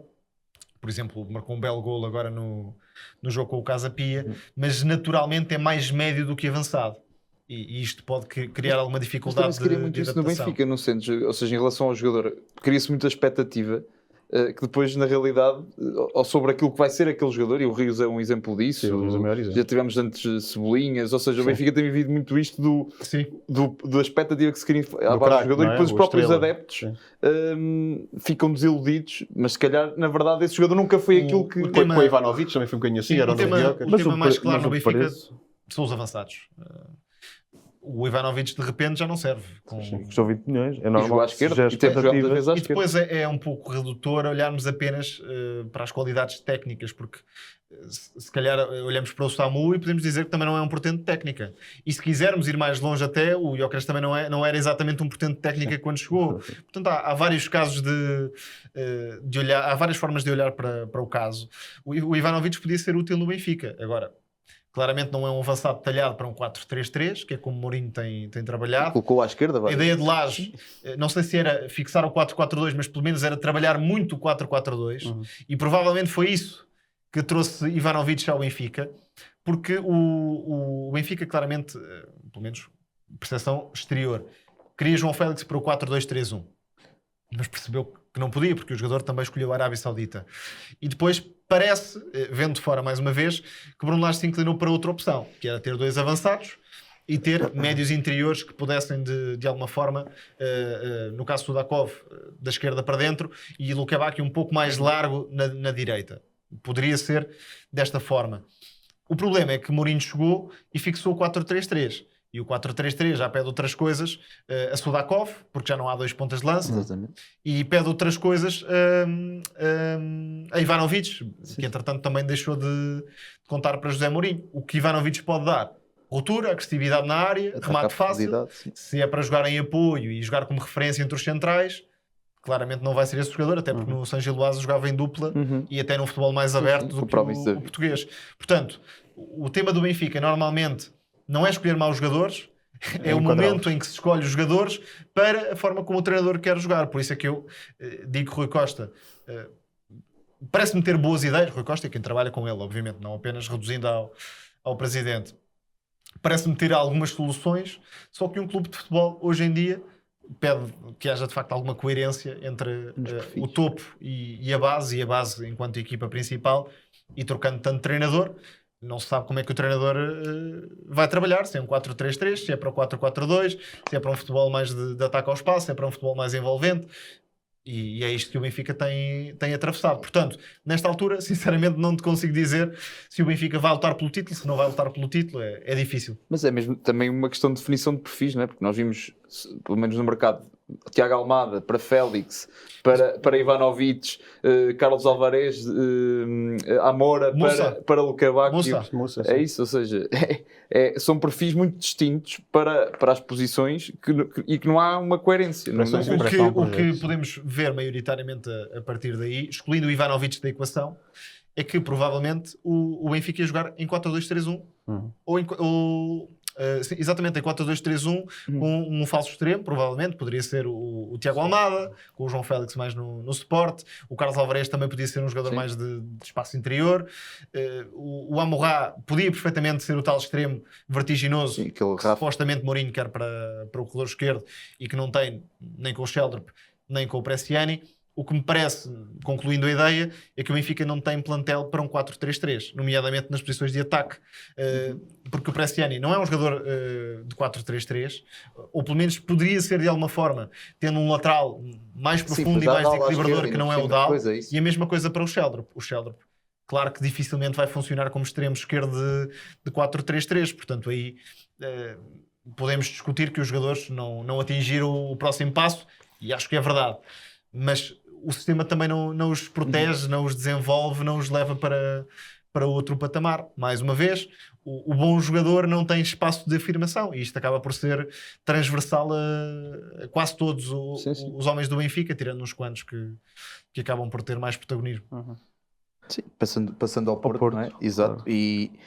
E qual é a tua opinião sobre a evolução para já, a evolução da equipa de Farioli até agora, que parece já ter atingido um certo teto exibicional, e como é que perspectivas que sejam os desafios, porque agora é que se vão colocar desafios de perceber como é que a equipa vai reagir ao calendário, ou as equipas conhecerem taticamente o Porto. Portanto, como é que perspectivas esta evolução até agora e o futuro do Porto? Acho que houve talvez um engano em relação à perspectiva de Farioli, que é muito mais um treinador de controle do que um romântico, entre aspas, enfim.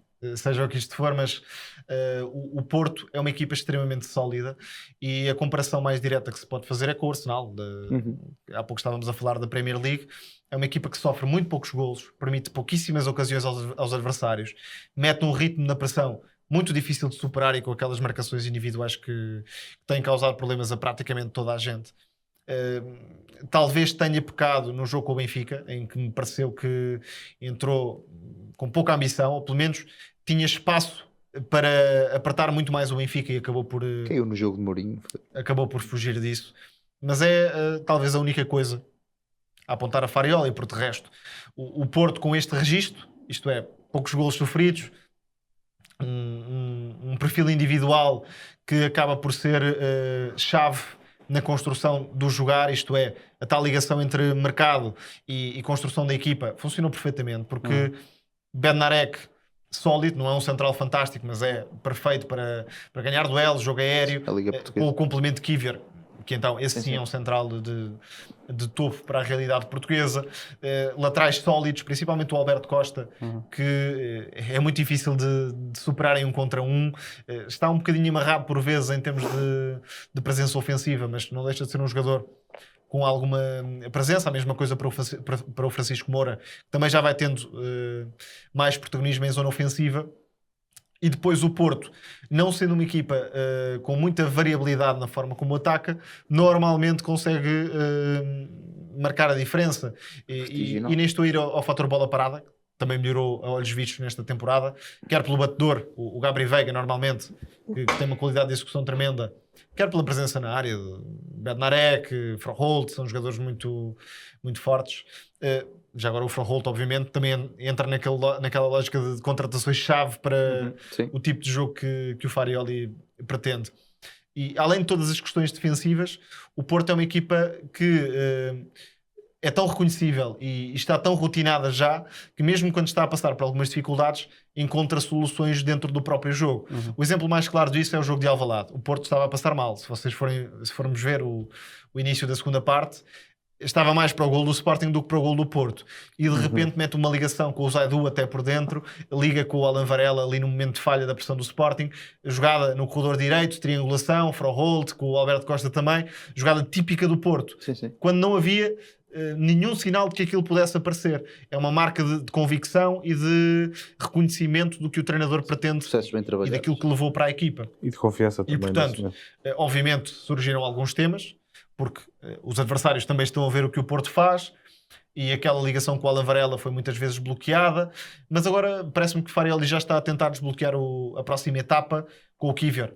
Mais apesar na construção, com mais dinâmica também dos extremos a vir por dentro e convidando também ao adiantamento e à presença em profundidade do Moura, mas até do próprio Alberto Costa.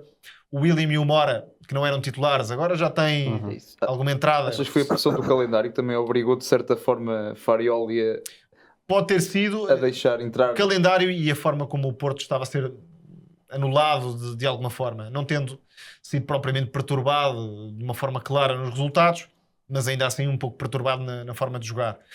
E depois é a tal competitividade e o sentido de união e de vontade de vitória que o Porto tem claramente nesta fase, também porque foi à procura de algo que acrescenta ao clube. O Bednarek, ou o Alberto Costa, ou o Froholt querem estar no Porto, querem vencer pelo Porto. E conjugar a dimensão técnica e tática e a dimensão mental e de identificação com o clube é algo que também deve estar nas prioridades de qualquer estrutura desportiva. Porque, obviamente, a tática e a técnica são fundamentais, mas cada vez mais, até na rotina de calendário que temos, é preciso levar os jogadores para um nível de ambição e de vontade que faz a diferença nos momentos-chave. E o Porto acho que tem isso. E não achas que é um mito que o Porto, diz-se muitas vezes, o Porto tem um bom 11, mas não tem banco, não tem soluções, e com a pressão do calendário vai-se abaixo. Não achas que é um mito isso? Porque também depende muito do que é que o treinador tira daqueles jogadores que supostamente não contam. Certo. Os Zaidus, o Martins Fernandes, o Porto até o Alarcón, que agora é o extremo esquerdo. O Denis Gould, temos evoluído. O Porto até tem algumas posições em que tem 2 titulares. Sim. É o caso da de interior esquerdo com o Veiga, que eu acho que é um jogador que até está a ser pouco apreciado por causa do tema de Rodrigo Mora. O Veiga não tem culpa, entre aspas, de jogar na mesma posição do Rodrigo Mora. Talvez pontualmente ao longo da temporada possa haver um casamento entre os dois. É difícil vê-los. No meio campo é difícil porque o Froholt obviamente é indispensável para a equipa, mas talvez com um dos dois a partir da ala para dentro, ou até com a solução de falso 9, em algum cenário de jogo que o justifique. Mas, ao contrário do Anselmi, o William Gomes não contava com o Anselmi e com o Farioli, já é um jogador... E contava do lado oposto. Exatamente, até como ala esquerda e não à direita, quando é claramente mais forte sobre a direita. O William Gomes, o Denis Gould, Provavelmente, em alguns casos, também por evolução pessoal dos jogadores, mas noutros, seguramente por Em certos tipos de jogos. o trabalho O do jogo treinador. é mais associativo com o Samu. Exatamente. Por exemplo, com o Benfica, o Samu passou o Porto podia ter procurado na ponta de lança uma forma de contornar aquela pressão do meio campo do Benfica, mas Samu na ligação aos colegas... não é tão forte. É a mesma coisa com o Estrela Vermelha, por exemplo, Sim, exato. em que havia muito espaço no meio campo. Mas de facto, esta segunda camada do plantel do Porto, até com os jogadores mais jovens, tem valor, porque há o Denis Gol, há o William Gomes, há o Rodrigo Mora, enfim, alternando entre titularidade e banco, há o Perpites, que me parece um acerto do Porto, Central. central canhoto, muito barato para o mercado atual, características ótimas. Até progredir com bola. E até o tal fator de identificação com o clube, o Porto conseguiu perfeitamente isso. Portanto, não sei se vai ser campeão, mas tem tudo para lutar pelo título até ao fim. E eu acho que é isto que deve estar no pensamento das equipas, porque ninguém, ou seja, muitas vezes os treinadores e os presidentes dizem o Benfica é para ganhar, o Porto é para ganhar, o Sporting é para ganhar. Ganhar é uma consequência de algo. Ninguém faz nada para ganhar, até porque há competidores. É preciso criar as condições para estar nas decisões. E é isto que deve estar na base do pensamento dos clubes. Até porque não ganhar, mas ter feito quase tudo bem para ganhar, significa que no próximo ano provavelmente vai haver nova oportunidade. E a vitória vai cair em alguma ocasião. E na Europa, também, que perspectivas é que tens para este Porto? Acho que pode acontecer um bocadinho o que dizíamos também do Arsenal. Agora está a ser o exemplo mais próximo, porque... embora haja plantel, se surgirem algumas lesões, por exemplo, a coisa pode levar o Farioli a ter de fazer escolhas mais para a frente. Acho que o Porto tem potencial vencedor, mas pode haver equipas de segunda linha que, como não têm as mesmas ambições no campeonato, que estarão a dar tudo na Liga Europa. E isso pode fazer a diferença nas fases mais adiantadas. Agora, claro que o Porto tem condições de ir longe e de vencer. Historicamente, os treinadores aqui em Portugal, na Liga Europa, acabam sempre por abdicar. Escolher o campeonato. Lembro de Bruno Lage em Eintracht Frankfurt, lembro-me de Sérgio Conceição contra uma equipa italiana, já não me recordo qual, de Ruben Amorim com a Atalanta na Liga Europa. É muito comum. É muito comum. E até me percebendo, acho que desprezar o futebol europeu dessa forma é pequenar os Ainda agora Rui Borges em Nápoles. Até porque é o título mais alcançável, não é? Mas até falo da Liga Europa porque é o título mais alcançável neste momento para uma equipa. Percebo as razões por trás das escolhas, obviamente, mas enfim, os clubes portugueses, qualquer um, dos três principalmente, o Braga, acho que pode ir longe, ou pelo menos um patamar respeitável, mas para vencer, mais difícil. Mas Benfica, Sporting e Porto e na Liga Europa serão sempre candidatos. Claro. Com alguma sorte no sorteio, com épocas melhores em termos de futebol jogado, podem vencer essa competição. Na Champions, por exemplo, que é uma competição obviamente diferente, é por etapas, porque ganhar já sabemos que ninguém vai ganhar. Então é quase um desafio para morrer o mais tarde possível. Sim. É uma pirâmide completamente diferente no futebol europeu. Mas isso também dignificava os clubes e potenciava até os próprios jogadores. E há o ranking da Seleção Mundial de Clubes. Claro, é isso. Exatamente. Tudo era benéfico. Parece que é muito não mais pode ser importante só desprezado. participar do que propriamente jogar. Sim, sim. Agora, reduzindo as vagas para Champions no campeonato, Também é ainda se torna mais flagrante a tal prioridade Sim. do Nem que seja só campeonato para e assegurar dos o dois segundo lugar. primeiros lugares. Sim, sim. Exatamente. Exatamente. Pronto, estamos a chegar ao fim e nós aqui os três temos uns desafios para ti rápidos. Exatamente. Zé começa. Com o teu desafio. Normalmente, quando temos aqui jogadores ou treinadores, pedimos para fazer o jogador perfeito. Capaciamento, força, nós pedimos para fazer o analista perfeito ou o comentador perfeito do nosso panorama. Podes também internacionais, mas sobretudo aqui em Portugal. Portanto, vamos dizer algumas categorias dos comentadores ou dos analistas que existem para tu dizeres quem é que se destaca nessa categoria. Eu começaria pela análise tática, a capacidade no jogo de perceber o que é que está a acontecer taticamente. Certo. Podes incluir a ti também. Não me vou escolher, Acho que os outros é que têm de me enquadrar depois. Vocês podem fazer esse desafio. Análise tática. Deixa-me pensar. Eu diria... Posso escolher mais que um? Sim. Análise tática, talvez Rui Malheiro ou Carlos Daniel. Ok, muito bem. Originalidade. Quem tem as melhores... Nós temos uns para este, mas pronto. Quem é que tem as melhores frases? Originalidade, Luís Freitas Lobo. Exatamente, muito bem, concordamos. Maior conhecimento do futebol nacional. Futebol nacional. Quem é que conhece o quinto defesa central do Alverca, por exemplo? Eu também diria o Luís Freitas Lobo, até porque está muito mais focado no futebol nacional. E internacional. Talvez o Luís Catarino. Ok. Conhecimento técnico e tático do jogo.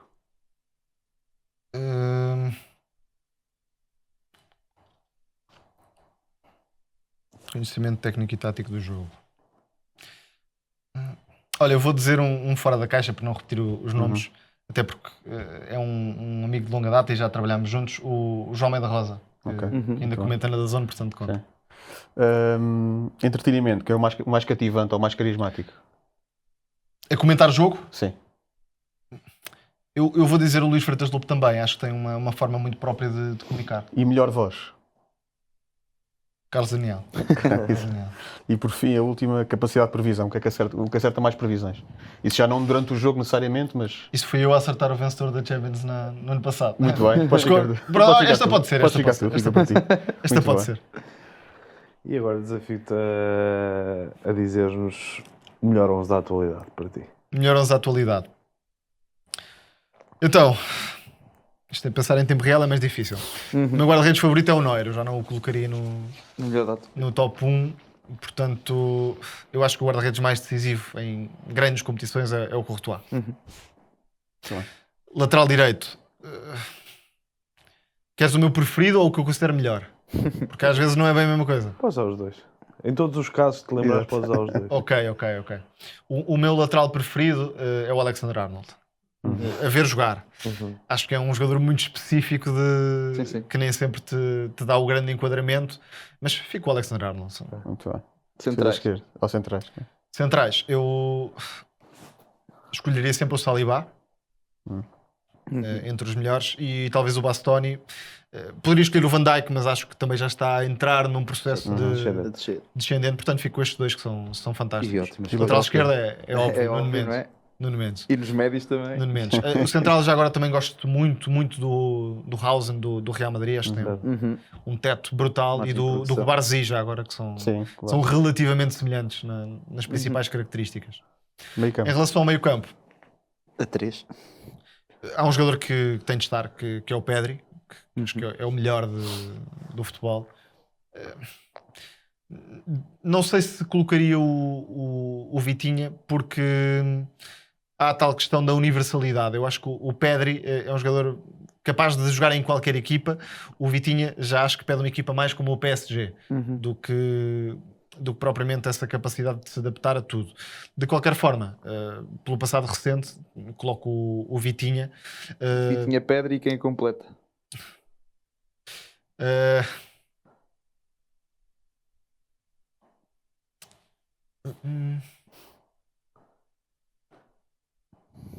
Talvez o Musiala. Talvez o Musiala fosse a minha escolha para completar. Até porque acho que é um dos poucos jogadores que tem o tal lado estético completamente fora da caixa no futebol atual. Que inventa coisas que são muito difíceis de prever. Tiro de ataque. Tiro de ataque.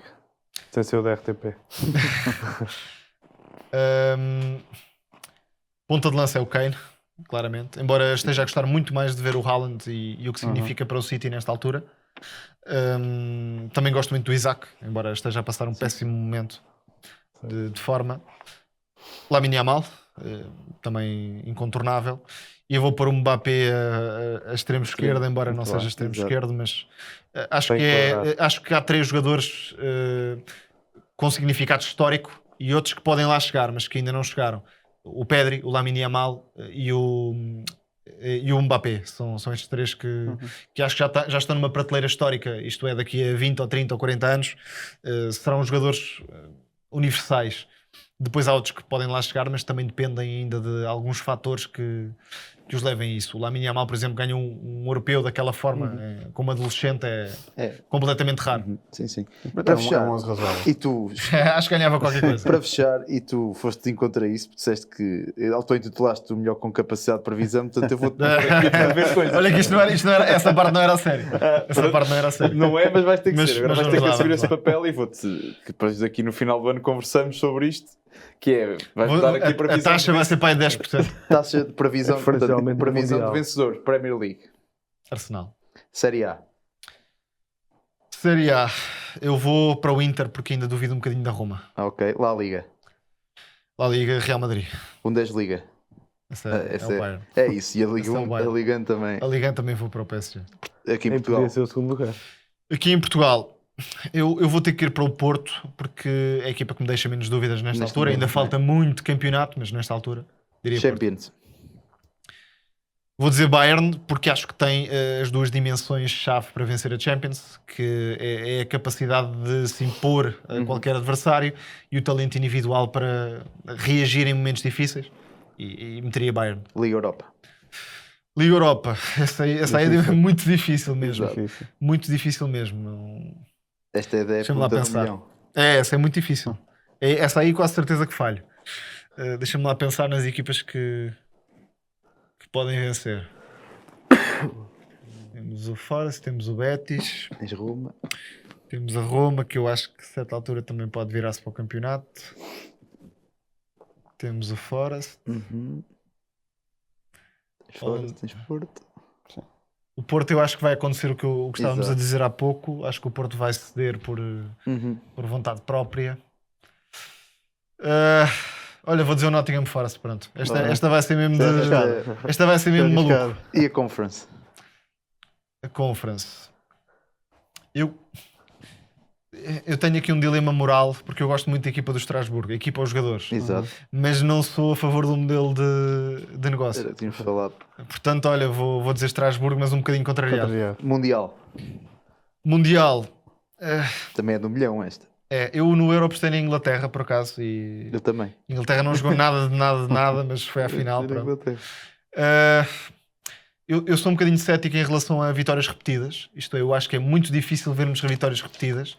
Embora a Espanha, por exemplo, naquela fase tenha dourada feito, tenha conseguido. 3 vezes. Eu acho que a seleção mais forte do mundo é a Argentina. E é por isso vou dizer a Argentina, embora com muitas dúvidas. E por fim, bolador. Bola de Ouro. Eu vou dizer Harry Kane. Tá, caminhado. Vou Mas, dizer Harry Kane. obrigado por estas previsões. Obrigado, gostei Obrigado muito. por, Gostei obrigado por muito. esta conversa. Espero que tenhas gostado. Gostei muito, Nós gostei muito. adorámos. Obrigado. Foi incrível. Em casa, espero que tenham também gostado. E já sabem, cá estaremos para a semana para mais um episódio. Um abraço a Mais todos. 3 é a bola a girar, o quinto que o Couto a cruzar e o Rabassa a converter. 90 mais 3, indivíduos sensatos, soltinhos e pacatos até o clima ferver. E à medida que a semana nos vai dando muita trama, é o fora de jogo que está no 90 mais 3.